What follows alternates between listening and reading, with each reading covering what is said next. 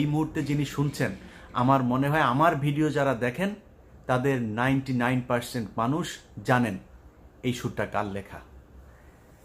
গগন হরার আমি কোথায় পাবো তারে, সেই গান থেকে আপনি এই কইরা গান সুর চুরি করে নিয়ে আসা তারপরে আমার দেশের জাতীয় সঙ্গীতের ভেতরে চালায় দিচ্ছেন এটা আমার জাতীয় সঙ্গীত। এই গানকে এই সুর কি চুরি করা? ইয়েস অথবা নো।